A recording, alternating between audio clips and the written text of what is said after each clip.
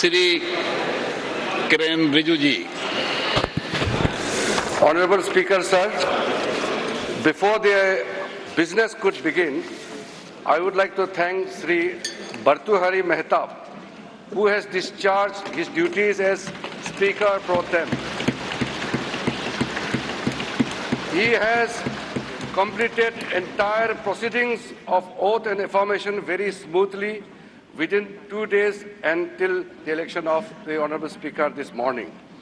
I profusely thank him on behalf of the government and Honorable Prime Minister also. I also thank the panel of chairpersons for their valuable contribution. பாராளுமன்றத்துறை அமைச்சர் கிரண் ரிஜிஜு அவர்கள் பேசுகிறார். கிரண் ரிஜிஜு அவர்கள் தற்காலிக சபாநாயகர் பத்மபுரி அவர்களுக்கு தன்னுடைய நன்றியை தெரிவித்துக் கொள்கிறார். Under the guidance of the Speaker pro tem and the panel of chairpersons, on behalf of the entire House, I thank all of them. Once again, I thank all the honorable members for your cooperation. माननीय प्रधानमंत्री जी,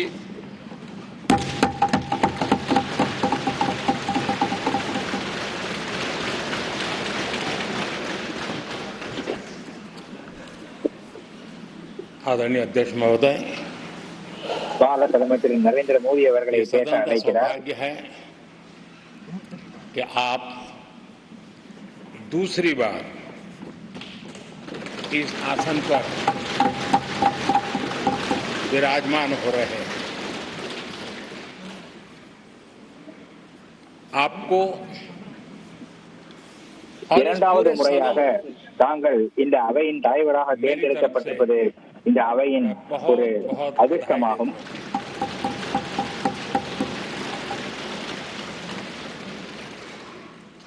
आदरणीय अध्यक्ष जी, मेरी तरफ से आपको शुभकामनाएं हैं। தங்களுக்கும் இந்த அவையில் உள்ள அனைத்து உறுப்பினர்களுக்கும் என்னுடைய தரப்பிலிருந்து நல்வாழ்த்துக்களை தெரிவித்துக் கொள்கிறேன். अमृत काल के इस महत्वपूर्ण कालखंड में दूसरी बार என்னுடைய தரப்பிலிருந்து உங்களுக்கு நல்வாழ்த்துக்கள் எப்போதுமே உண்டு. ஆனால் இந்த அவை முழுவதிலும் உள்ள உறுப்பினர்களிடமிருந்து உங்களுக்கு நல்வாழ்த்துக்களை நான் அவர்கள் சார்பாக தெரிவித்துக் கொள்கிறேன். 5 वर्ष का अनुभव और आपके साथ हम लोगों का 5 साल का अनुभव, हम सबका विश्वास है कि आप आने वाले 5 साल हम सबका मार्गदर्शन भी करेंगे और देश உங்களுடைய 5 ஆண்டு கால அனுபவம், கடந்த 5 ஆண்டுகளில் எங்களுக்கு உங்களோடு இருக்கின்ற அனுபவம், दायित्व निभाने में இதையெல்லாம் இணைந்து வருகின்ற 5 ஆண்டுகளுக்கு நீங்கள் எங்கள் அனைவருக்கும் வழிகாட்டுவீர்கள் என்று நான் நம்புகிறேன். हमारे शास्त्रों में कहा गया है कि विनम्र और व्यवहार कुशल व्यक्ति सफल सहज रूप से होता है और आपको तो उसके साथ साथ एक मीठी मीठी मुस्कान भी मिली हुई है। आपके चेहरे को ये मीठी मीठी मुस्कान पूरे सदन को भी நம்முடைய प्रसन्न रखती है। சாஸ்திரங்களை சொல்லப்பட்டிருக்கிறது என்றால் பணிவோடு பணியாற்றுபவர்கள் எப்போதும் வெற்றி பெறுகிறார்கள் என்று சொல்லப்பட்டிருக்கிறது. நீங்கள் அத்தகைய ஒரு நபர். नए प्रतिमान, नए कीर्तिमान गढ़ते आए हैं। 18वीं लोकसभा में स्पीकर का कार्यभार दूसरी बार संभालना உங்களுடைய ஒவ்வொரு செயலையும் ये अपने आप में एक बयान சொல்லிலும் நீங்கள் ஒரு புதிய புகழ் உடையவராகவும் செயல்பாடு உடையவராகவும் விளங்கி இருக்கிறீர்கள். राम जाखड़ जी वो पहले से अध्यक्ष थे जिन्होंने 5 साल कार्यकाल पूरा करके फिर दोबारा उनको स्पीकर बनने का अवसर मिला था।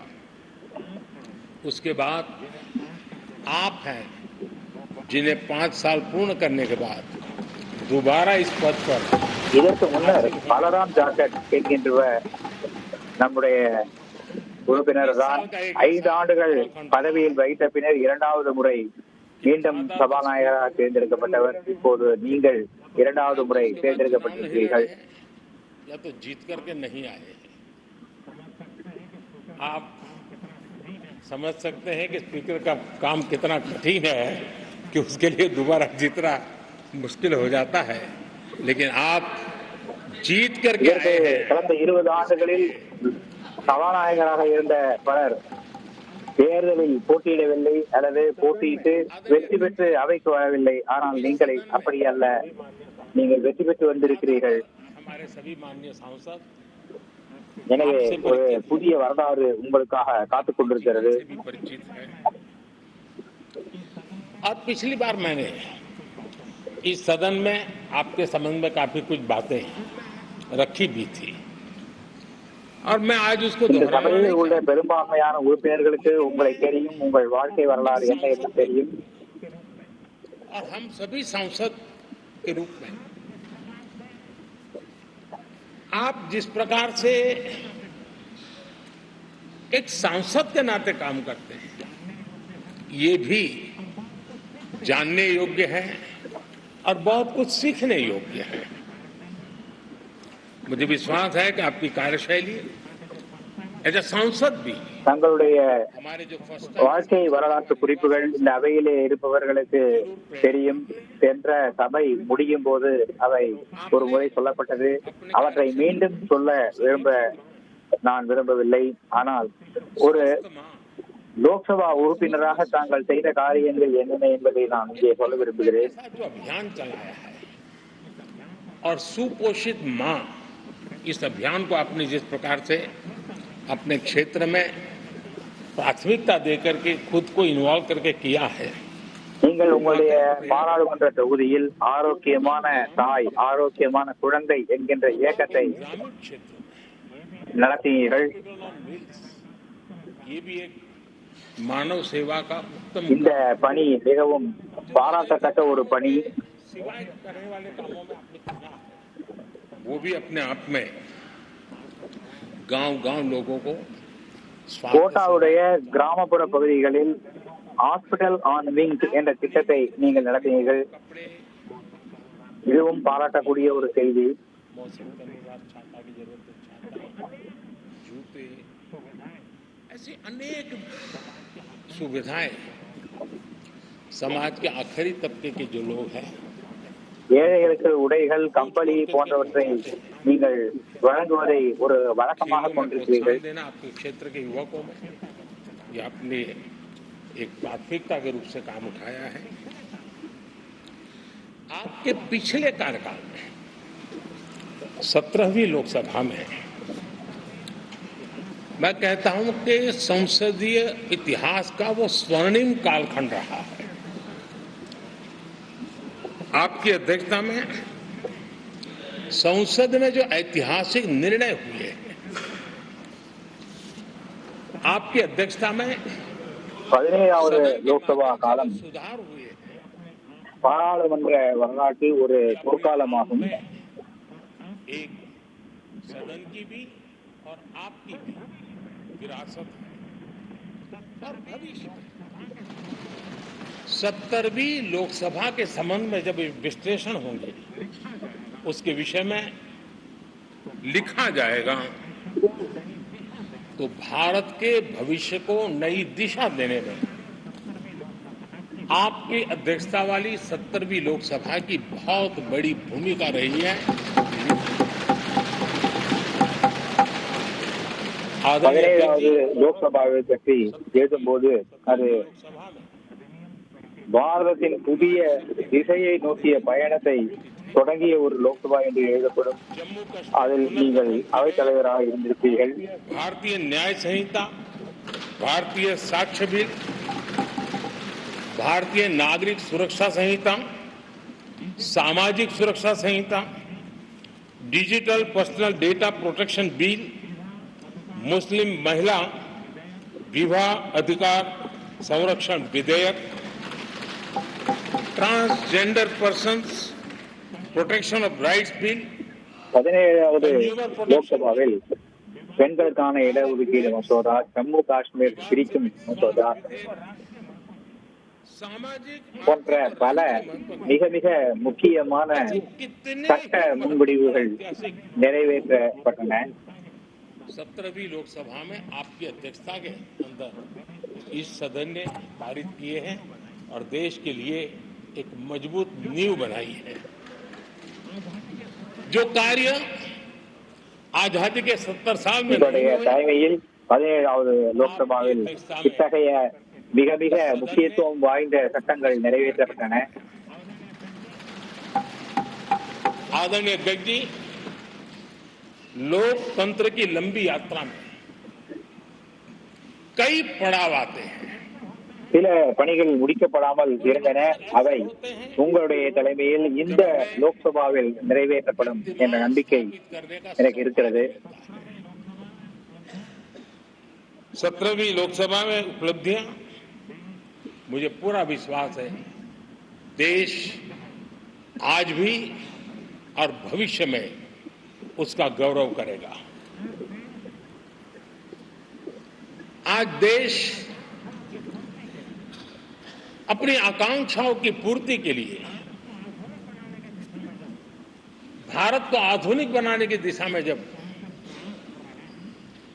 हर तरह से प्रयास हो रहे हैं, मैं मानता हूं 18வது இந்த லோக்சபாவில் संसद भवन भी अमृत இந்தியா भविष्य को நவீனமயமாகுதலை, काम करेगा। புதிய திசையில் செல்தலை, வளர்ச்சி அடைதலை மையமாக கொண்டு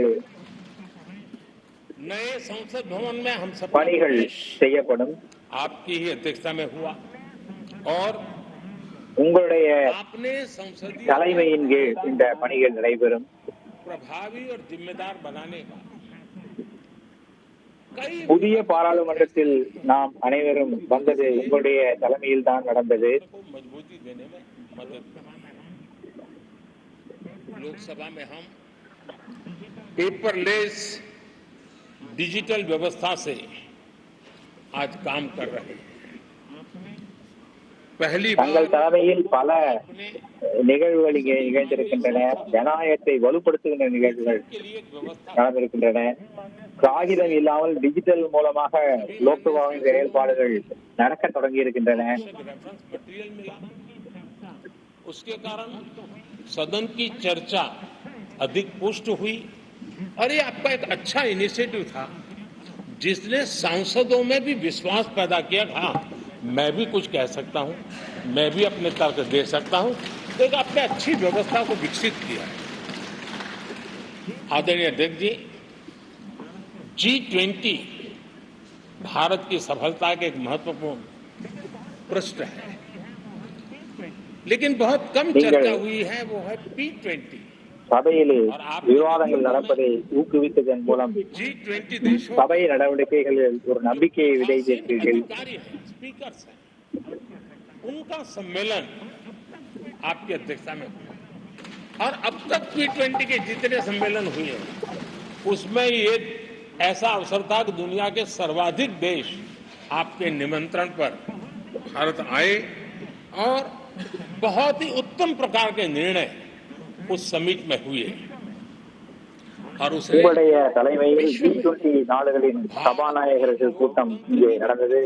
இதுவரை G20 தொடர்பாக நடந்த கூட்டங்களிலே அது மிகவும் சிறப்பான ஒரு கூட்டம். अदा किया। आदरणीय अध्यक्ष जी, ये हमारा भवन ये सिर्फ 4 दीवारें नहीं है, हमारा ये संसद 140 करोड़ देशवासियों की आशा का केंद्र है।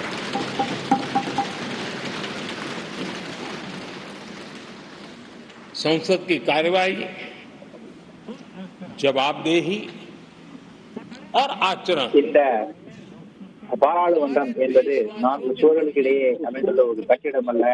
140 கோடி மக்களின் ஆசைகளை நிறைவேற்றுகின்ற ஒரு மன்றம். आपके मार्गदर्शन में 17वीं लोकसभा उसकी प्रोडक्टिविटी 25 साल के हाईएस्ट लेवल पर 97% रही और इसके लिए सब माननीय सदस्य तो अभिनंदन के अधिकारी हैं, लेकिन आप विशेष अभिनंदन के अधिकारी हैं।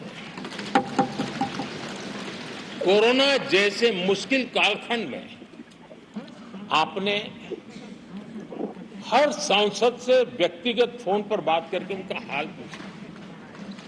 कहीं किसी सांसद की बीमारी की खबर आई, இங்கே அமர்ந்திருக்கின்ற அனைத்து உறுப்பினர்களும் வணக்கத்திற்குரியவர்கள். ஆனால் குறிப்பாக நீங்கள் விசேஷமான வணக்கத்திற்குரியவர்கள். 17வது பாராளுமன்றத்தில் நம்முடைய ப்ரொடக்டிவிட்டி செயல்பாட்டின் திறன் 97% இருந்தது. இந்த முறை அதை இன்னும் அதிகரிக்கும் என்று நான் நம்புகிறேன். कोरोना काल में भी आपने सदन का काम रुकने नहीं दिया। सांसदों ने भी आपके हर सुझाव को सर आंखों पे चढ़ाया।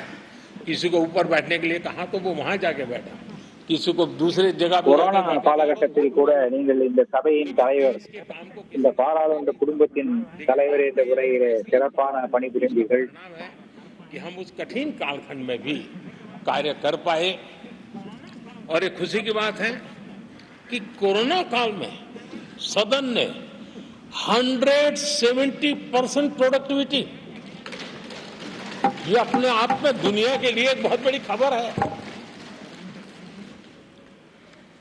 आदरणीय अध्यक्ष जी, हम सब चाहते हैं कि सदन में आचरण, सदन के नियमों का पालन हम सब करें। और आपने बड़े सटीक तरीके से, संतुलित तरीके और कभी कभी कठोरता के साथ भी फैसले लिए हैं। मैं जानता हूं कि ऐसे निर्णय आपको पीड़ा भी देते हैं, लेकिन सदन की गरिमा और व्यक्तिगत पीड़ा के में आपने सदन की गरिमा को पसंद किया और सदन की परंपरा को बनाने का प्रयास किया। நல்ல கட்டுப்பாட்டை கொண்டு வந்து சரியான முறையில் முடிவுகளை எடுத்து சபையை நடத்தியிருக்கிறீர்கள்.